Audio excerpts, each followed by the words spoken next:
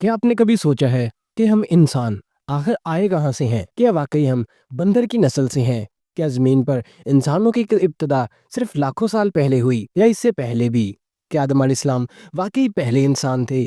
کیا سائنس کے مطابق انسان کروڑوں سال کی ارتقائی پیداوار ہے؟ اور سب سے بڑا سوال، کیا زمین پر انسان پہلی بار آیا ہے یا ہم سے پہلے بھی کئی انسان نما مخلوق آ کر تباہ ہو چکی ہیں؟ آج کی ویڈیو میں ہم ان تمام سوالات کے پیچھے چھپے ریئل سچ کو بے نقاب کریں گے۔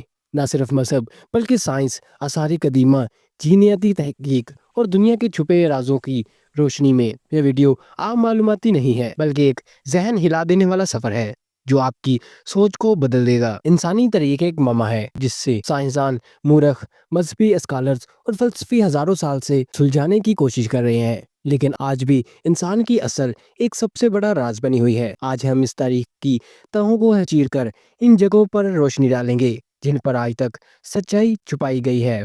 So welcome guys. اگر آپ کو لگتا ہے کہ آپ سب کچھ جانتے ہیں تو ایک منٹ رکیں، کیونکہ ٹاپ 10 نیکسٹ چینل پر آپ کو وہ حقائق ملیں گے جو گوگل پر بھی نہیں ملتے۔ ابھی سبسکرائب کریں ورنہ بعد میں آپ بہت پچھتائیں گے۔ اسلامی تعلیمات کے مطابق انسان کی ابتدا حضرت آدم علیہ السلام سے ہوئی۔ قرآن سورۃ البقرہ، سورہ سعد، سورہ ہجر میں واضح طور پر ذکر ہے کہ اللہ تعالیٰ نے آدم کو مٹی سے پیدا کیا، پھر اس میں اپنی روح پھونکی اور فرشتوں کو سجدہ کرنے کا حکم دیا۔ انی خالق بشر من طین۔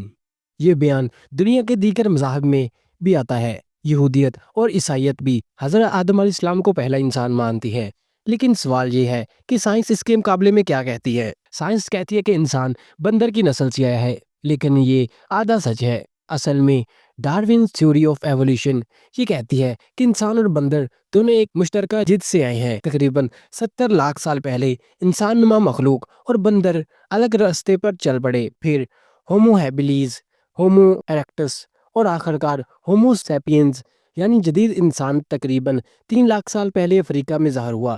لیکن یہ ایک بڑا تضاد ہے۔ افریقہ سے نکل کر انسان نے کیسے دنیا بھر میں پھیلاؤ کیا؟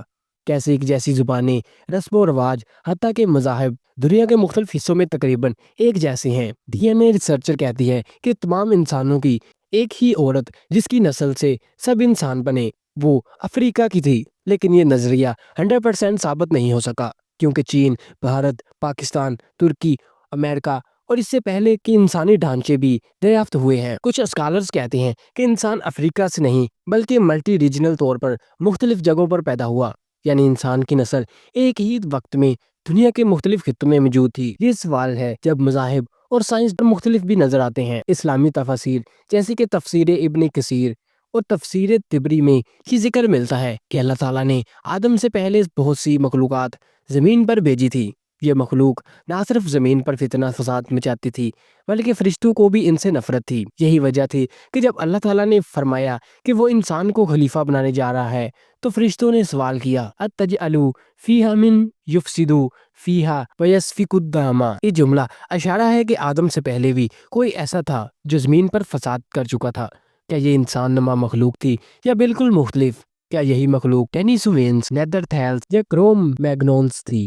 یہ آج بھی ایک راز ہے، مگر کچھ سراغ ہمارے پاس موجود ہے۔ سائنس نے آج تک کئی انسانی نما دریافت کیے ہیں جو تقریباً 40,000 سال پہلے یورپ اور ایشیا میں رہتے تھے۔ ٹینیسوینز سائبیریا کے علاقے سے ملے اور ڈی این اے آج بھی ایشیائی انسانوں میں پایا جاتا ہے۔ ہومو فلورسنسس، ان کے ڈھانچے دنیا کے مختلف حصوں میں ملے۔ ان سب کی شکل انسانوں جیسی، ذہن تھوڑا کمزور، لیکن شکار، آگ، ہتھیار استعمال کرتے تھے۔ ان میں سے کچھ انسانوں کے ساتھ ہی رہتے اور شاید ان میں شامل بھی ہوئے۔ اسلامی نظریہ کہتا ہے کہ حضرت آدم علیہ السلام پہلے انسان ہیں جنہیں عقل و شعور ملا، مگر ممکن ہے کہ ان سے پہلے کی مخلوقات محض جانور جیسی ہو۔ تو اب یہ سوال ہے کہ اگر انسان زمین پر پیدا نہیں ہوا تو وہ کیا باہر سے آیا ہے؟ کیا واقعی انسان خلائی مخلوق ہے؟ کہ آدم علیہ السلام کو زمین پر بھیجا گیا تھا کسی اور دنیا سے؟ کیا پرانے دور کے مجسمے، کتبے اور نقشے اس بات کا ثبوت ہیں کہ زمین پر کوئی اور تہذیب ہم سے پہلے آ چکی ہے؟ کئی جدید اسکالرز اور ماہرین آثار قدیمہ اس نظریے پر ریسرچ کر چکے ہیں کہ انسان کا ڈی این اے زمین کے کسی اور جاندار سے میچ نہیں کرتا، حتیٰ کہ بندر سے بھی صرف 98.6% میچ ہوتا ہے، مکمل نہیں۔